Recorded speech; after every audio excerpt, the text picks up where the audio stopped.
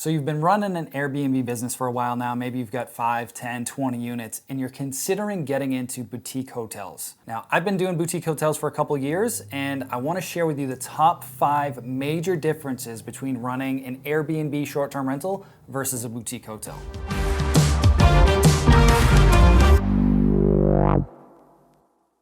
What's going on, STR Nation? Mike Sjogren back here. And for those of you that don't know, or you're maybe new to this channel, I've been in the short-term rental space now about 5 years. We've got 44 units and a couple boutique hotels. When I first transitioned into the boutique hotel space, I was like, okay, cool. Like, this is gonna be fairly easy. I'm doing the same thing, but I just have a bunch of units that are consolidated at one location. This should actually be super easy. But what I realized is there's actually a lot of big differences that I didn't know at the time that I wanna share here with you today. So hopefully this will help you avoid a lot of the mistakes and some of the issues that I ran into early on when I first got started with boutique hotels. So the first major issue that I ran into, and a huge difference between short-term rentals and boutique hotels, is where do your bookings come from? All right, we all know that getting direct bookings is the way to go, and we've definitely developed that, and our hotels are actually, one of them is 60% direct, the other one's 70% direct. But if you looked at the beginning and where a lot of our OTA bookings come from, you know, Airbnb, Vrbo, Booking.com, less than 10% of our bookings are through Airbnb. And if you think of it, most people that are going to Airbnb, they're looking for a house. Like, they're not looking for a hotel, especially if you have a true like boutique hotel without a kitchen and anything else that gets a hotel room. Airbnb is not going to be the best platform for you. What I found is actually the best platform to list on is Booking.com. And I know Booking.com has all of its own issues and things like that, but we get about 15 to 20% of our bookings from Booking.com, because it's kind of like the OG of online travel agencies. Like, they are a marketing channel, and you can get a lot more creative with how you market the property on Booking.com. You can offer weekday specials, you can offer last minute specials, you can offer seasonal specials, all these different cool marketing things that you can do through that platform. And yes, they do take a bigger percentage. You know, it's anywhere from 15 to 18% depending on which kind of plans you want to go with them. However, I also charge 15 to 18% more on Booking.com. So at the end of the day, you always want your direct booking website to have your best prices possible. Airbnb will mark up 5%. Booking.com will mark up 15%. I have had zero success on Vrbo or HomeAway with hotels. So our 3 primary channels are direct bookings, Booking.com, and then Airbnb. So just know that going into it, that you're not just gonna slap this listing up on Airbnb and all of a sudden fill your calendars. It just doesn't work that way in the boutique hotel space. The next major difference between boutique hotels and traditional like single family home short-term rentals is the way that they're valued. And one of the reasons why I love boutique hotels is because they're commercial real estate, and the way that they are valued is completely different. Okay, if you had 2 single family homes side by side, and home number 1 is recently sold for $500,000. It brought in $40,000 of revenue, right? And then home number 2, right next door, same size property, same layout, but this property brought in $100,000. You're not gonna get 60% more when you sell that house. It just doesn't work that way. Maybe you might get 510, maybe 520, but you're not gonna have that capacity to really increase the value of the property just because you're running it as a better short-term rental than the guy next door. However, on commercial real estate, in the boutique hotel scenario, you get paid based on how much revenue that you make. So there's a formula for this in commercial real estate. The value of a property equals the net operating income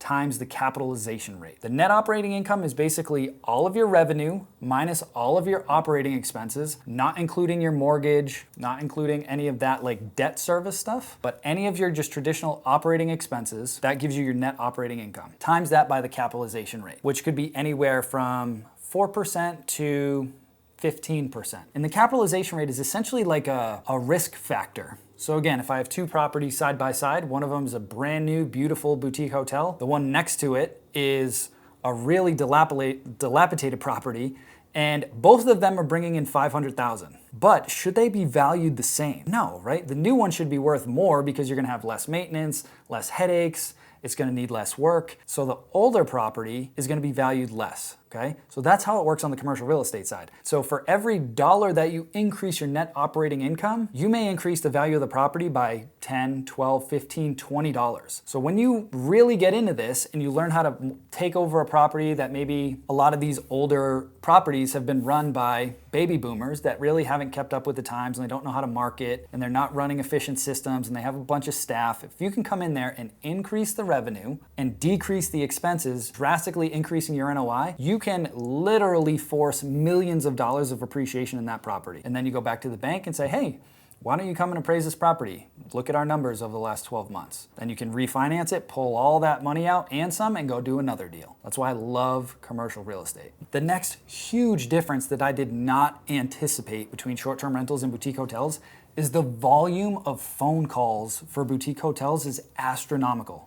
So I had my team run a report and we've literally received thousands of phone calls per month for these two boutique hotels. One of them is a 13 unit, one of them is a 20 unit. And between the two of them, there are literally thousands of inbound phone calls every single month. So this is something that you're really gonna need to factor in because with short-term rentals, as you know, you really don't get a lot of phone calls. Every once in a while, a guest might call you if there's an issue with the property, but for the most part, they're gonna be messaging you through Airbnb or texting or whatever. They don't really pick up the phone a lot unless there's a big issue. With hotels, they're just used to calling the hotel to book or calling the hotel to ask questions or calling the hotel about reservation issues. Like the volume of phone calls is astronomically higher, so you need to plan for that when you acquire a boutique hotel. You need to have enough staff to support that. You need to train them on how to answer the phone, how to address certain issues, who they need to call immediately to get things fixed, all of those different things. So absolutely you need to plan on having enough staff. All of our staff, ironically, are over in the Philippines.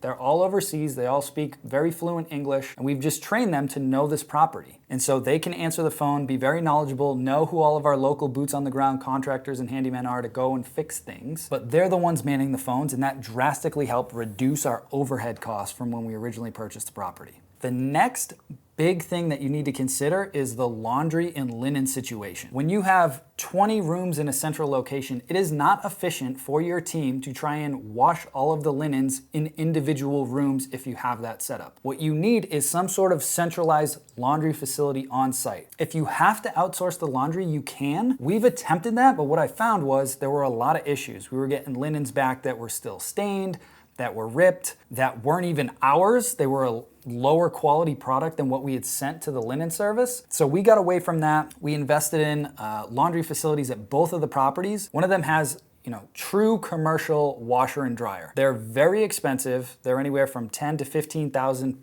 per piece, per washer and dryer. They're very expensive, but you can do a ton of laundry in like a 15-minute cycle. So it allows your team, instead of paying your cleaners hourly or whatever you need to do, they can literally do 4 huge loads of laundry within an hour. Okay, so that's a huge thing. The other property, we just invested in a bunch of commercial grade, like residential washers and dryers. So we have 3 washers and 4 dryers in a laundry room that guests have access to, but their access is limited to certain hours. So the guests cannot do laundry between 10 o'clock and 4 o'clock. It's just off, they don't have access to it. We have a keypad code that is only good from 10 to 4, and then they can get access to it. Because our cleaners need to get in there, right? So the laundry situation is huge. So if you're going to evaluate a property, that's one of the questions that you wanna dive into is what's the laundry situation look like? The last big thing, especially if you wanna run these boutique hotels without any staff on site, is you have to invest in a crazy amount of signage. Now, what I mean by that is when somebody pulls up to your property, it's one thing when you pull up to a single family house or maybe a 2 or a 3 unit building, it's like, hey,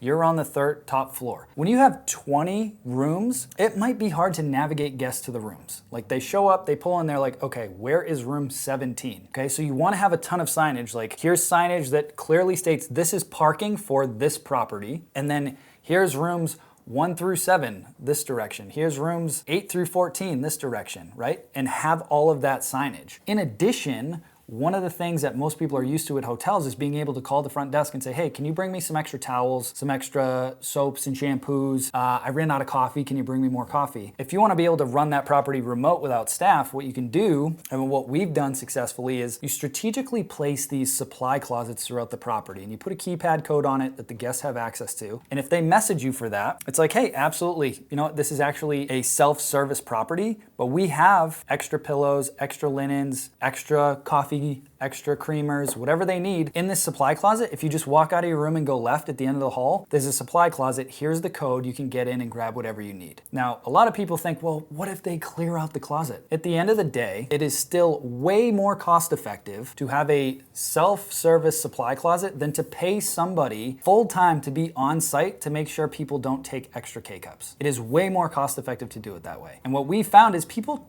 tend not to like raid the closet. They're just like, hey, maybe they take a couple extra K-cups that they don't use. So what? What is that, 15 cents a K-cup or whatever it is? It's not gonna make or break your profit margins, okay?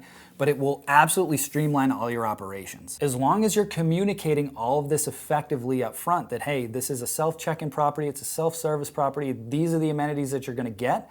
There's not gonna be anybody on site, but we're here 24/7. If you need anything, you can call this number or send us a message at this number, right? And then we send a digital guidebook just like we would with a short-term rental that has where everything's laid out, what the codes are to the laundry room, what the hours are for the laundry room, what the codes are for the supply closets, where they're located, tons and tons of signage and communication to make that guest experience as smooth as possible. Again, the last thing that you want to have happen is a guest shows up, they're like, where the hell is the staff? And then they realize there's nobody here. That's how you're gonna get negative reviews. So you wanna communicate that up front, set the expectations on your website or on your listing that, hey, this is a self-service property, here's how we'll send you all the access instructions, all the property information that you need, and we're available 24/7. Those are my top 5 tips and main differences between running a short-term rental property versus running a boutique hotel. If you found this valuable, make sure to hit that subscribe button, because every week we're releasing new tips on short-term rentals and boutique hotels to help you scale your property to financial freedom. And remember, STR Nation, if you're at a point right now where you're struggling and you're trying to push through some growth, just remember, if you can see it in your mind,